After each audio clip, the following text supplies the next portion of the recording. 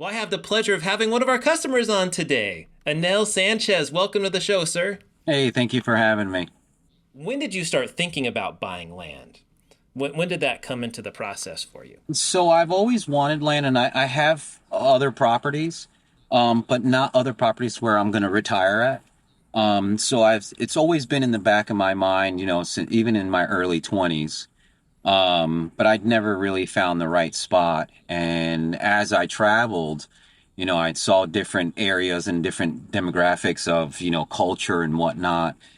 And just Colorado, Southern Colorado just stood out to me. I'm not even really sure how I came across Generation Family Properties, but when I came across your outfit, it made sense. I made contact with you guys. It was immediate response, feedback.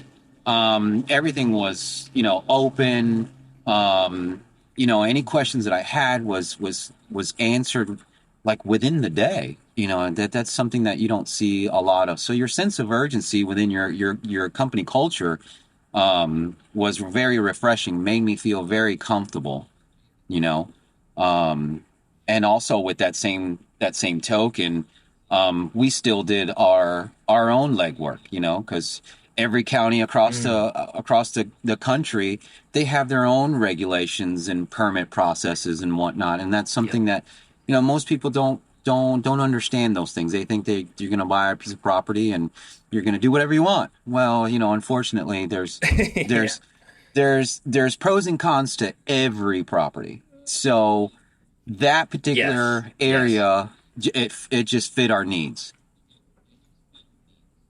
And how so? Like what about that, in terms of the zoning or whatever, what did you find out that you liked and didn't like? What was good, what was bad as you were exploring it? So the good things were, it's your land. You can essentially do whatever you'd like. But what I did like was, or is, that my neighbor buys a piece of property next to me. They're not just going to show up and set up shop in an RV and trash the place. And now, you're out in the wide open, so now you have trash flowing, floating all over the place. So that it was very appealing that they regulated, you know, how you were going to do what you're going to do. It's not so much we're going to tell you what to do. We're just going to regulate how you're going to do those things, how you're going to get rid of your waste, how you're going to, set up your waste treatment plant. And it was very refreshing because, essentially I grew up in the city. I was born in the city. I'm not a Yeah. fan of, a family moving in next to me, whether it be 2 or 10, and, disposing of certain waste in the ground, that there may be a water plume X amount of feet down that's going to affect me essentially. So that was a major plus for us. And when I reached out to the county to ask my questions, if they didn't know the answer to the question that I had, they called me back within a very small time frame. It was 4 to 5 days, and they give me an answer. When you start getting into certain cities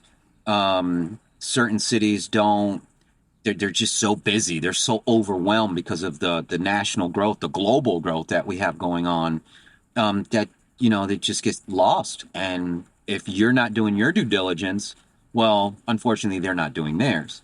But with Costilla County, I found that Yes. they did. They did their due diligence, and they still have that small town. Well, it's really rural. So when I say small town, I mean small town.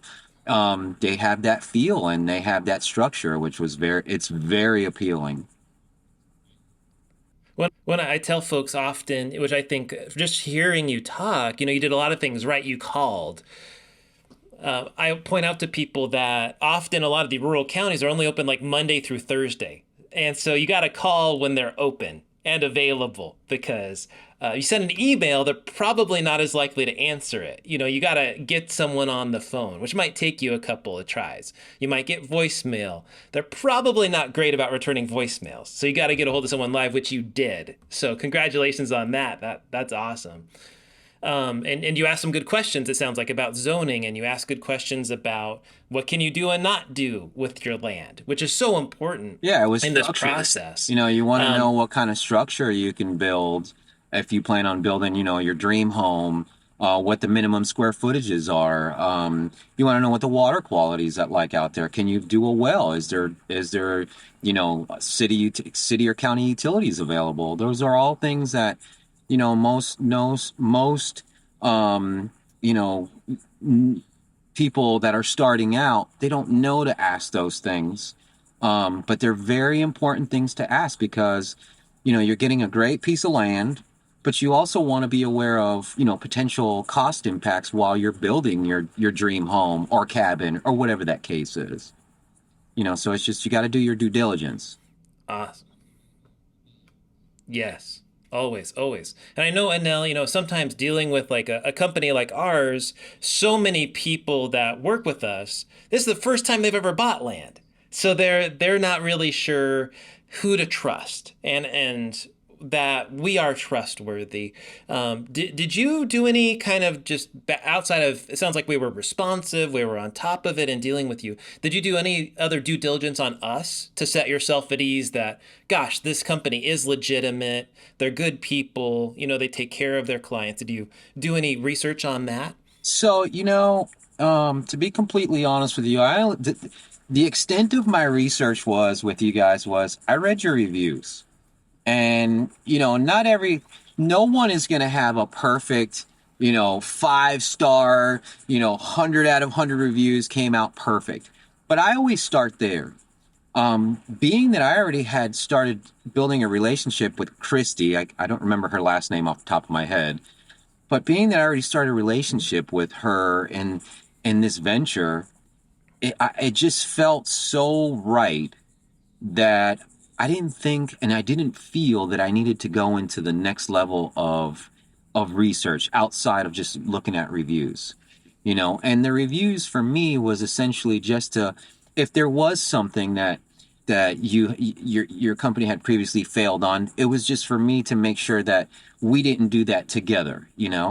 But it was just a comfort level that the rep provided for me was amazing.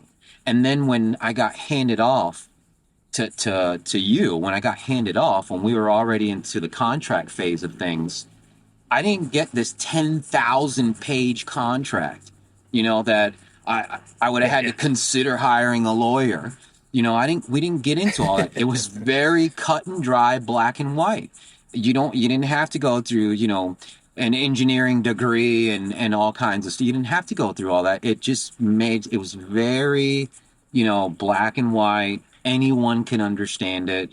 Um, if my 15-year-old daughter would have got her hands on it, she would have understood it, being that it'd be her first property that she bought. And it was just very simple. It was very simple. The price was right, obviously. And even the whole finance, because I ended up financing, the whole finance side of things were very, very, it just made sense, with the different rates. And then if you read the small print, you know, I've never seen a company that would allow you to, you know, life happens. Life happens. And your company allows you to back out, and don't quote me term for term, but it would allow you to get out of the contract that you're in, and outside of the interest, your principal payments, you would allow that to go into a pot for future purchase. Who does that? Banks don't do that. Yeah. If a bank did that, I mean, that would be so that is one of the things that made you guys like really stand out to me, really make me feel that you had the best interest for your client and their family. A bank's not going to do that. A bank's in the best interest of their shareholders. So, Right. since Well, I didn't say it think about like before, a, thank think you. about a car loan. Oh yeah, even a car Oh, loan. you're welcome. You're welcome. Yeah, I mean, right? You get a car loan from a company if you fail on the car loan, right? Right. Like you're not getting a credit for a new car. You have to start all over Oh, again. it's So, even worse than that. You'd and probably we have to start all over again. Plus, I'm sure you're gonna have to pay for damages and costs for them to acquire that asset, and that's just a start, And it just like I said, it was very soothing to read that clause in there that you guys were willing to do that for families. That alone opens the door for me to refer you guys to the most intimate people in my life, you know. How sometimes it's those impulse buys. Sometimes you buy something at the grocery store or wherever you shop at. You grab something and you buy it, and then you walk out, you get home, you put everything away, and then you grab that thing that you bought, and you're like, man, I shouldn't have bought this. That was definitely an impulse buy. Well, I never had that feeling. I never went through that. I never second guessed my purchase with you guys. It was, like I said, it was just so right that it just made sense. And anyone out there that's actually looking to purchase a piece of land for whatever reasoning, this is 100% the way to go.